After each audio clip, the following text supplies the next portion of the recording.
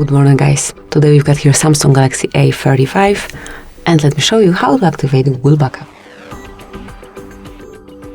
First of all, open the settings, then mark Accounts and Backup, and here click on Backup Data. Now just mark info that you want to backup.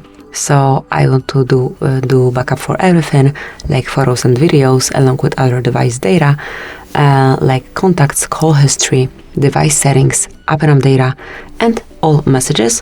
To go further with this process, just mark confirm, wait a couple of seconds, just give all needed permissions, and that's it. As you can see, backup by Google One is active, and your device backs up data automatically over Wi-Fi after it's been idle and charging for 2 hours. But if you want to do this backup right now, just mark backup now. So this is it. Thank you for watching. Please subscribe our channel and leave the thumbs up.